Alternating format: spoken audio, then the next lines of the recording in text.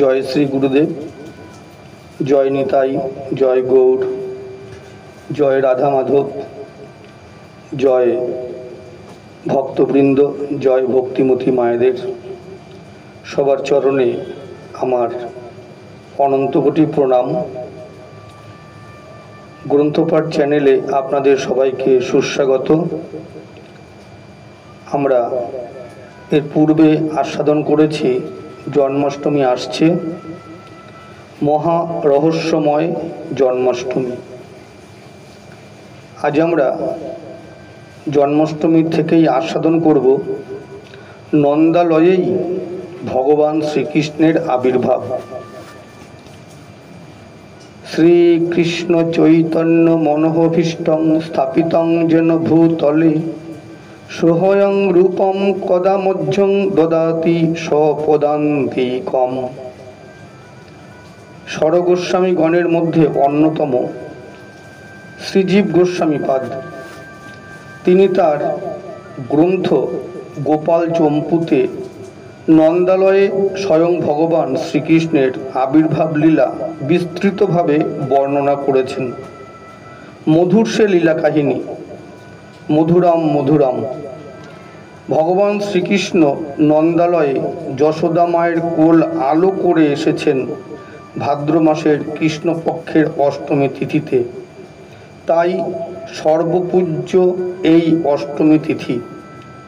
শ্রীকৃষ্ণ পূর্ণ ভগবান, তিনি কোনো অংশ বা কলা নন। শ্রীকৃষ্ণ ছাড়া অন্য অবতারগণ সবাই শ্রীকৃষ্ণেরই অংশ বা কলা। শ্রী শ্রী চৈতন্য চরিতামৃততে বলা হয়েছে, যার ভগবত্তা হইতে অন্যের ভগবত্তা, স্বয়ং ভগবান শব্দে তাহাতেই সত্তা। সব জলই মূলত সাগরের জল, তেমনি সব অবতারগণই শ্রীকৃষ্ণ হতেই আবির্ভাব। আর আমরা শ্রীমদ্ ভাগবতের লীলা আস্বাদনের মধ্য দিয়ে সবারই জানা যে শ্রীকৃষ্ণ নন্দ যশোদার পালিত পুত্র। বস্তুত তা নয়, মাত্র 7 দিন সময়ের মধ্যে ভগবানের অনন্ত লীলার কতটুকু লীলা পরীক্ষিত মহারাজকে শোনানো যেতে পারে। তাই অনেক লীলাই পরমহংস চূড়ামণি শ্রীল শুকদেব গোস্বামী চরণ উজ্জ্বল রেখেছেন, যতটুকু না বললে নয় বলেছেন। শ্রীমন মহাপ্রভুর মনের অভিলাষ, মহাপ্রভু বিশেষত স্বরগোস্বামীগণের মধ্যে শক্তি সঞ্চারিত করে প্রকাশ করেছেন। তাই স্বরগোস্বামীগণের লেখনী মুখে যা যা প্রকাশিত তা অভ্রান্ত। বৈষ্ণবাচার্য বর্জ শ্রীজীব গোস্বামীর অনেক গ্রন্থের মধ্যে গোপাল চম্পু এক মহান গ্রন্থ। এই গ্রন্থে নন্দালয়ে ভগবান শ্রীকৃষ্ণের আবির্ভাব লীলা শ্রবণ করলে আমরা জানতে পারব যে শ্রীকৃষ্ণ নন্দ যশোদার পালিত পুত্র নয়, স্বয়ং ভগবানই নন্দ যশোদার পুত্র। প্রথমত জেনে রাখতে হবে, নন্দ মহারাজ এবং যশোদা মাই লীলাময় ভগবান শ্রীকৃষ্ণের নিত্য পিতামাতা, অপরিবর্তনীয়। গোলক বৃন্দাবনে নিত্য পিতামাতা রূপে তাদের অধিষ্ঠান। ভগবান যখন প্রপঞ্চ জগতে নিজেকে প্রকাশ করেন, নিত্য পিতামাতা সহ অবতরণ করেন।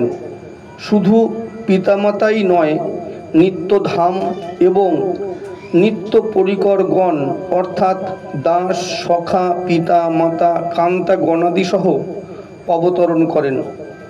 আর ভগবানের আবির্ভাব লীলায় প্রপঞ্চ জগতের বিশুদ্ধ ভক্ত যারা ভগবানকে পুত্ররূপে কামনা করেন, তারাও নিত্য পিতামাতার মধ্যে অনুপ্রবিষ্ট হয়ে বাৎসল্যরস আস্বাদন করেন।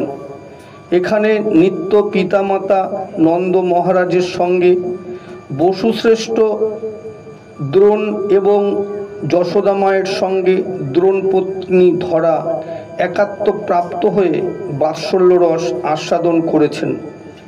যাই হোক, আমরা লীলায় আসি। যুগে যুগে ভগবান যে যে লীলা করে শ্রবণে কীর্তনে জীব ভবসিন্ধু তরে। কংস কারাগারে ভগবান এসেছেন, সেই কাহিনী আমাদের সবারই জানা। সেই কাহিনীর সঙ্গে আমরা গোপালচম্পুর কাহিনী মানসে যুক্ত করে আস্বাদন করব।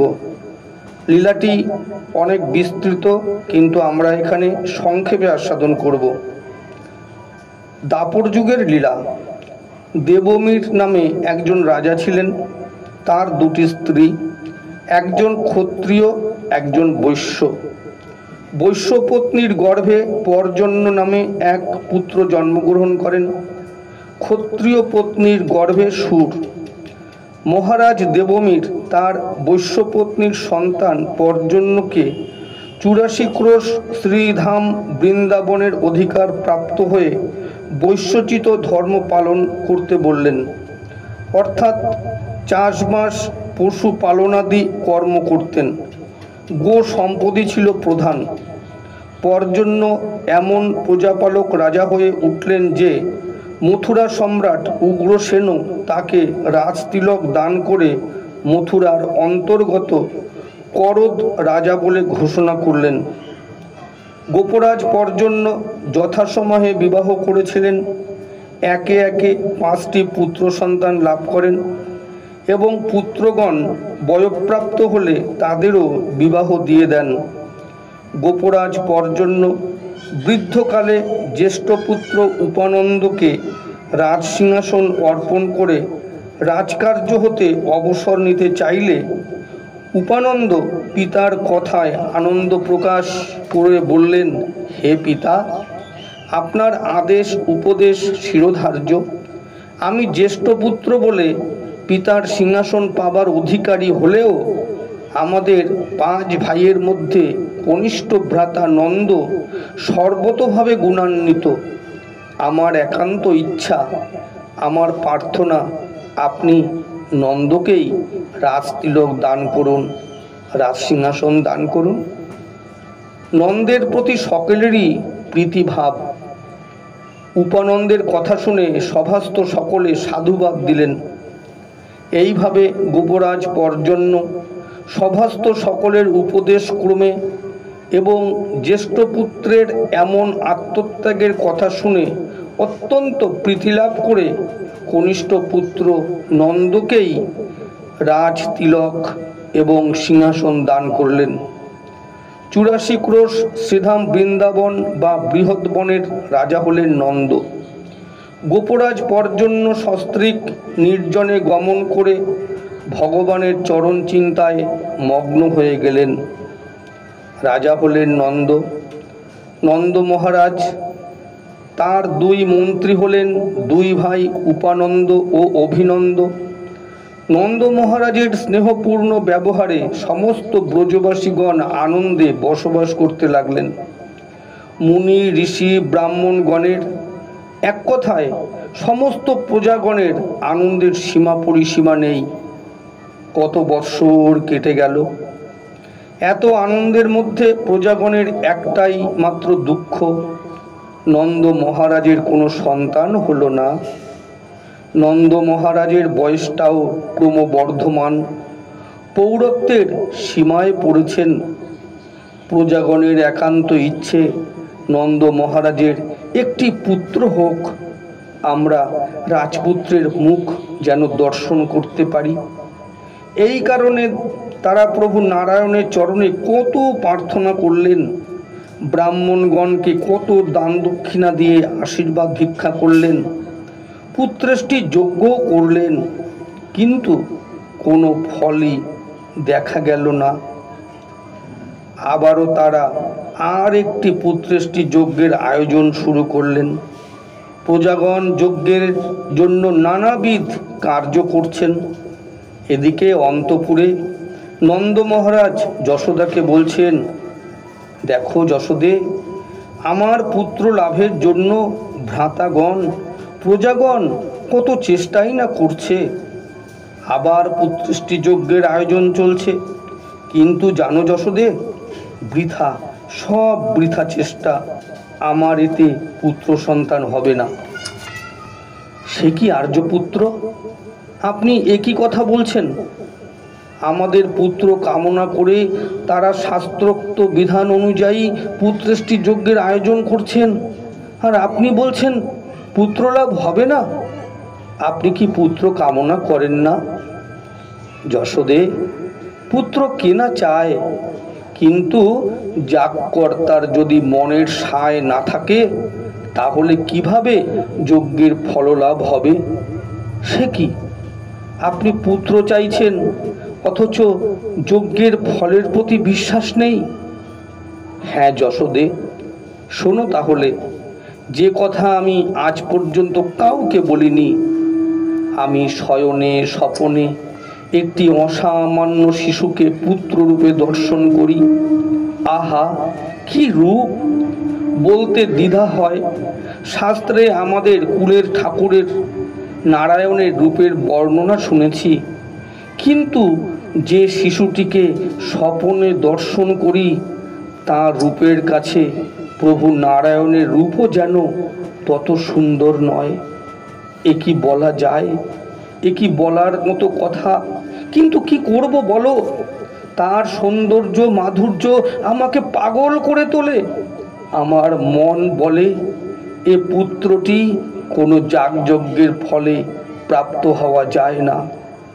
যদি পুত্র লাভও হয় আর স্বপ্নে দেখা পুত্রটি যদি না পাই, যশোদে, আমার মনের ব্যথা দূর হবে কি তাতে? তাই আমার আর পুত্র কামনা করে কোনো কর্মকাণ্ডে বিশ্বাস নেই।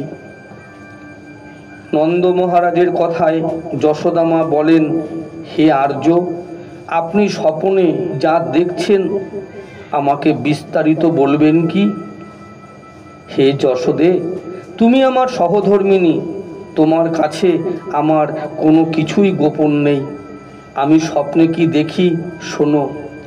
শ্যামশ্চঞ্চল চারু দীর্ঘ নয়ন বালস্তবাঙ্ক স্থলে দুগ্ধোদ্গারী পয়োধরে স্ফুটমসৌ কিরণময়া লক্ষ্যতে স্বপ্নস্তৎ কিমু জাগব কিমথ্য বেত্তন্ন নিশ্চয়তে সত্যং ব্রুহি সহধর্মিণী স্ফুরতি কিং সোহয়ং তবাপ্যস্তরে অন্তরে। শোনো যশোদে, একটি কৃষ্ণবর্ণ শিশু যার আকর্ণ বিস্তৃত নয়ন, চঞ্চল চঞ্চল সেই নয়ন, তোমার কোলে উঠে তোমার স্তনপান করছে, নানা মনোহারী ক্রীড়া করছে। দেখতে দেখতে আমি আত্মহারা হয়ে যাই। যশোদে, তুমি কি কখনো এমন কোনো স্বপ্ন দেখেছ? বলো বলো বলো যশোদা। নন্দ মহারাজের কথা যশোদাও জানালেন, তিনিও ওই একই স্বপ্ন দেখেছেন, কিন্তু লজ্জায় বলতে পারেননি। মেয়েদের বুক ফাটে তো মুখ ফোটে না। নন্দ মহারাজ ও যশোদামা দুজনেই একই রকম স্বপ্ন দেখেন। দুজনে দুজনের কথা শুনলেন। যশোদা বললেন, হে আর্য, আমরা শুধু স্বপ্নে নয়, বাস্তবে কি এই শিশুটিকে পুত্ররূপে পেতে পারি না? হয় এই শিশুটিকেই পুত্ররূপে পাব, নইলে আমাদের মন থেকে এই আশা চিরতরে মুছে যাবে। আমাদের কোনো ব্যথা থাকবে না, না পাওয়ার শোকের নিবৃত্তি হবে। যশোদে, সবই প্রভু নারায়ণের ইচ্ছে।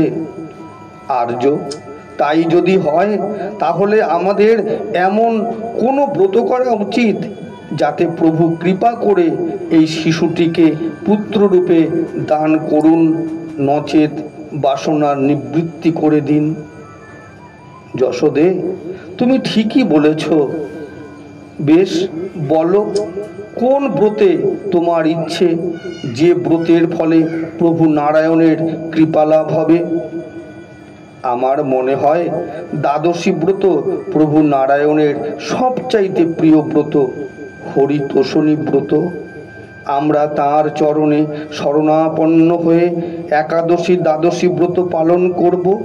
আমরা মনে মনে প্রার্থনা করব, প্রভু হয় আমাদের বাসনা পূরণ করুন, ওই সর্বাঙ্গ সুন্দর শিশুটিকে পুত্ররূপে পাই, নতুবা মন থেকে বাসনা দূর হয়ে যাক চিরতরে। নন্দ মহারাজ এবং যশোদা মা সংকল্প করে প্রভু নারায়ণের প্রীতিবিধানের জন্য দ্বাদশী ব্রতানুষ্ঠান শুরু করলেন।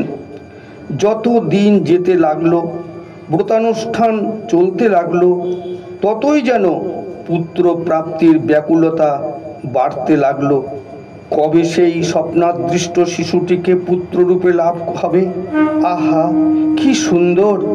ভ্রমরার মতো কালো, আকর্ণ বিস্তৃত নয়ন কমল, কালো কুচকুচে কোকড়ানো কোকড়ানো এক মাথা চুল, লাল টুকটুকে অধর, পরনে পীত বসন, চরণে নূপুর, মাথায় ঝুঁটি বাঁধা, তাতে শিখি পুচ্ছ বামে হেলানো, কত রত্ন অলঙ্কার, গলে বনফুলের মালা, চরণে নূপুর, হাতে সুন্দর বাঁশি। মরি মরি, কি রূপের বাহার! কোল হতে নামাতে ইচ্ছেই করে না, শুধু যেন লক্ষ লক্ষ চুম্বনে ভরিয়ে দেই গণ্ড দুটি। এইভাবে ব্রতানুষ্ঠান চলছে।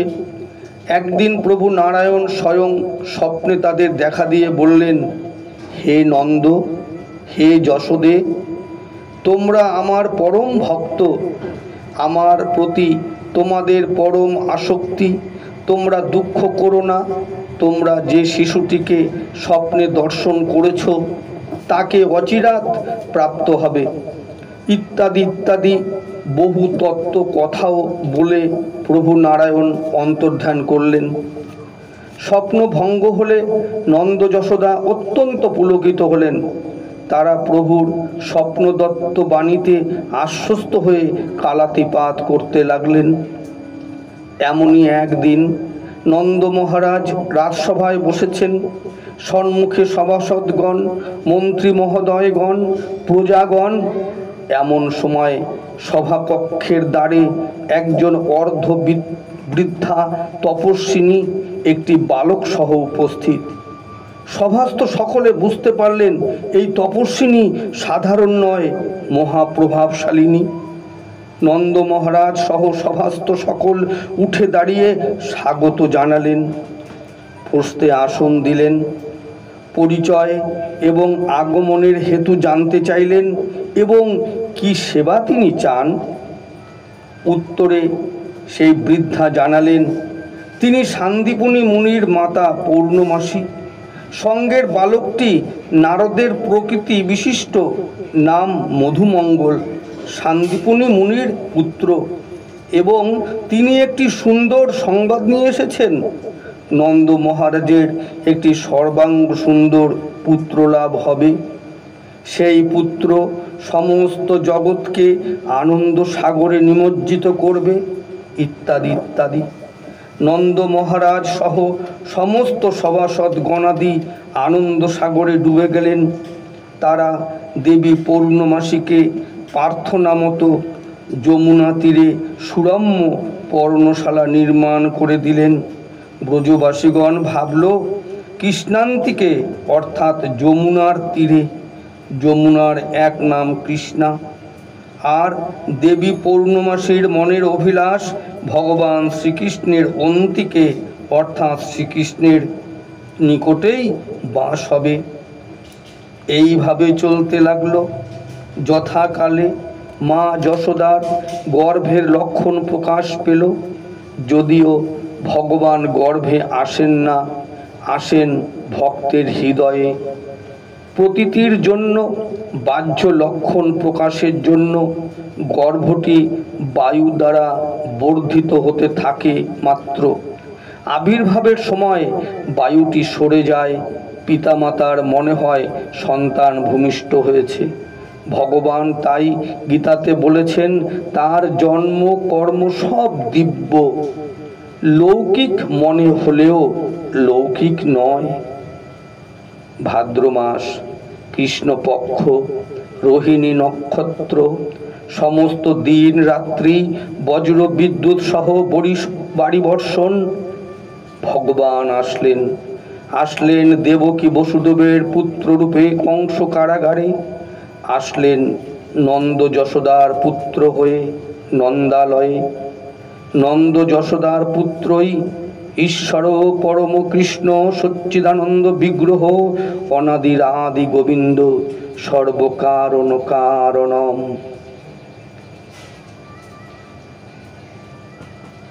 ভগবান শ্রীকৃষ্ণ নন্দ বাবা বা যশোদা মায়ের পালিত পুত্র নয়। এবার আমরা বুঝলাম তো কি ঘটেছিল নন্দালয়ে।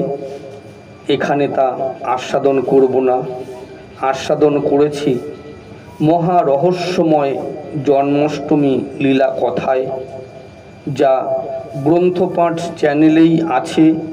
যারা শ্রবণ করেননি শ্রবণ করে নেবেন। মহা রহস্যময় জন্মাষ্টমী। আজ স্বল্প সময়ের মধ্যে আস্বাদন হলো। ভুলভ্রান্তি ত্রুটি বিচ্যুতি মার্জনা করবেন। জন্মাষ্টমী তিথি সবাইকে আনন্দ দান করুন। এই তিথিতে ভগবানকে মহা অভিষেক করানো হয়, মহা শৃঙ্গার করানো হয়, সুস্বাদু ভোগ নিবেদন করা হয়। সমস্ত দিন রাত্রি ভগবানের লীলা স্মরণে মননে ভজনে পূজনে কীর্তনে কাটাতে হয়। ভগবানের প্রীতি বিধানই ভক্তের একমাত্র উদ্দেশ্য। গ্রন্থপাঠ চ্যানেলে গত বছর রাধা তত্ত্ব আস্বাদিত হয়েছে। রাধারানীর 16টি নাম কি কি? এছাড়া সমস্ত একাদশীর ব্রত মাহাত্ম্য, শ্রীমন মহাপ্রভু শ্রীমন নিত্যানন্দ মহাপ্রভুর শ্রী গুরুদেব শ্রীপাদ ঈশ্বরপুরীর মহিমামৃত গ্রন্থ আস্বাদিত হয়েছে। আপনারা আস্বাদন করুন, অন্যকে আস্বাদন করান। আপনাদের ভালো লাগলেই আমার এই ক্ষুদ্র চেষ্টা সার্থক। আপনাদের কৃপাশিসই আমার একমাত্র কাম্য, অন্য কিছু নয়। শ্রী গুরু প্রেমানন্দে নিতাই গৌর সীতানাথ হরি হরি বল, হরি হরি বল, হরি হরি বল। ও গো কৃষ্ণময় হবে কবে আমারও জীবন। ও গো কৃষ্ণময় হবে কবে আমারও জীবন। নামের গুণে অশ্রু জলে ভরিবে নয়ন। ওগো কৃষ্ণময় হবে কবে আমারও জীবন। কৃষ্ণে ভাবি মাতা পিতা, কৃষ্ণ যে হয় বন্ধু সখা। কৃষ্ণ আমার ভজন পূজন, কৃষ্ণ ধ্যান জ্ঞান। ওগো কৃষ্ণময় হবে কবে আমারও জীবন। চাঁদের সুধায় কৃষ্ণ দেখি, ফুলের মুখে তারি হাসি। চাঁদের সুধায় কৃষ্ণ দেখি, ফুলের মুখে তারি হাসি। কোকিলের কুহুতানে শুনি তারি গান। ওগো কৃষ্ণময় হবে কবে আমারও জীবন। নামের গুণে অশ্রু জলে ভরিবে নয়ন। নীলাম্বরে কৃষ্ণকান্তি, বিদ্যুৎ তারি অঙ্গ জ্যোতি। গুরু গুরু মেঘাম্বরে বাণী সাবধান। ওগো কৃষ্ণময় হবে কবে আমারও জীবন।